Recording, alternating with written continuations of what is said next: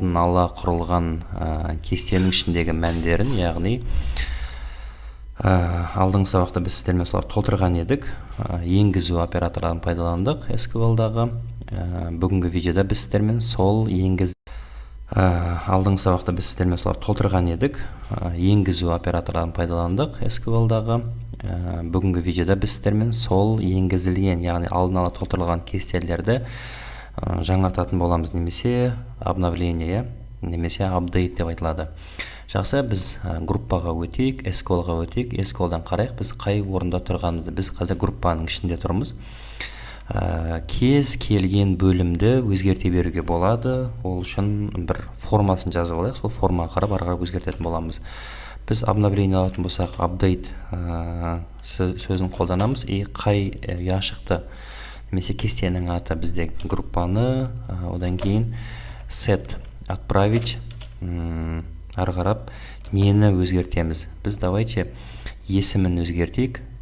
Есімін тең, есіміне жаңадан есім берейік. Мысалға Марал.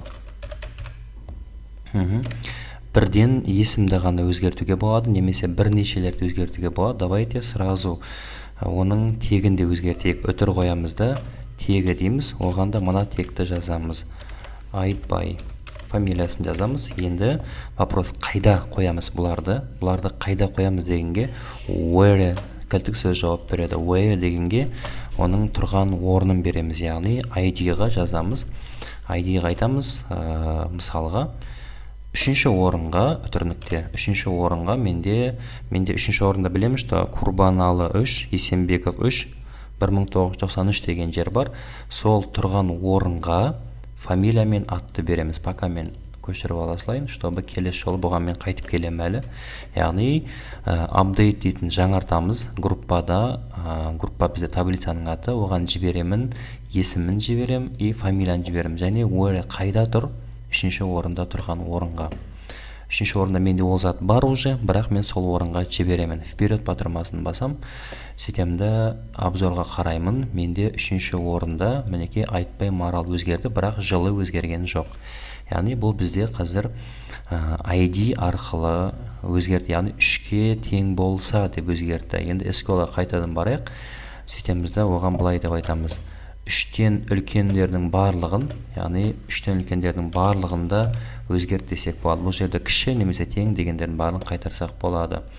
Сөйтті Марал 1, Айтбай 1 деп өзгертейік. Бұл 3-тен бастап 2-тен үлкеннің барлығы, 3-тен үлкендердің барлығы осыған өзгереді. Вперед батырмасын басамыз, өзгерді дейді.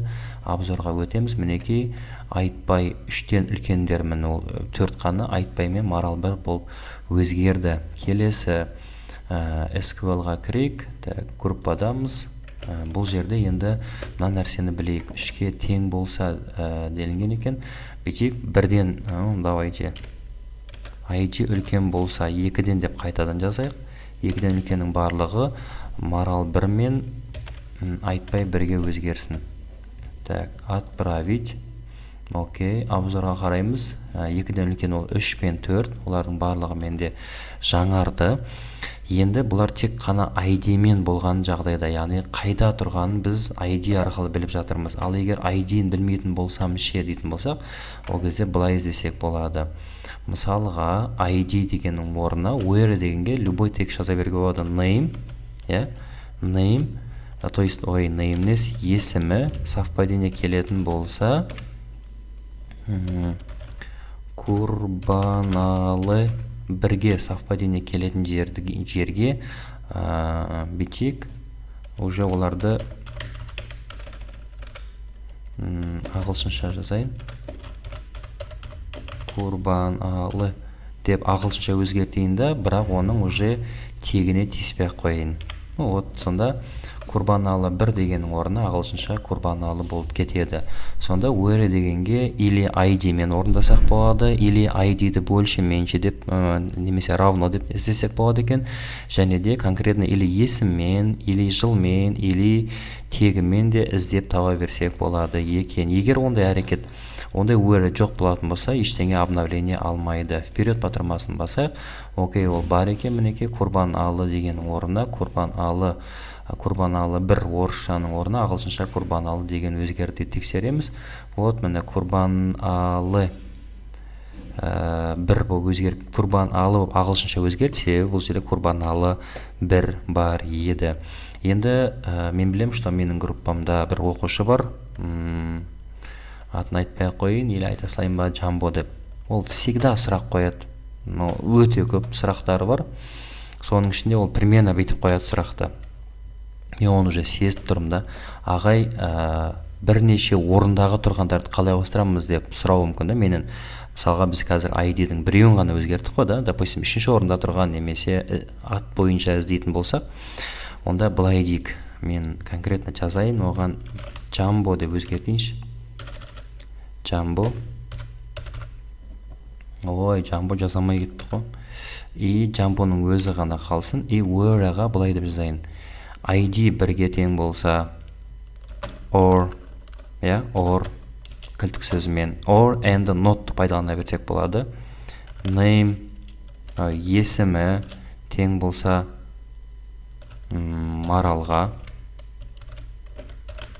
Так, тағы қандай or берсек болады. Or or бізде жыл тең болатын болса 1993 06 10. Осыларға тең болатын жердің бәріне Джамбон деген тексті қояйық. Пока что копировать етіп алайын. Так, бірінші орынға міндетті түрде Джамбо деген жазылады. Яғни бірінші орын тұрған есімге Джамбо жазылады. Марал деген есімнің орнына Джамбо обновление алып кетеді. Және 1993 жылда тұрған датаға Джамбо деген жазылады. Который совпадение келетіндер ғана жазылады. Вперед, окей, барлығы дұрыс. Енді тексереміз обзорға. От Джамбо екі жерге жазылды. Ол 93 жылға сәйкес келген жерге. Және Марал деген өзі жоқ екен. Менде Марал 1 бар екен. Или Марал мен мына жердегі екеуі бірдей условияда орындалған шығар. И Курбаналы деген жерге Джамбо қойылды. Осылай бұрын жазылған даныларды өзгерте беруге болады екен. По ID бойынша өзгертуге болады екен. Тағы да бір рет тоқталып кетейік. Ctrl-A, Ctrl-V. Мінекей Марал 1-ді өзгертіп берейік. Ctrl так қойдым. Вперед. Все, енді тексерейік. Марал 1-дің орнына да Джамбо қойылды. Все.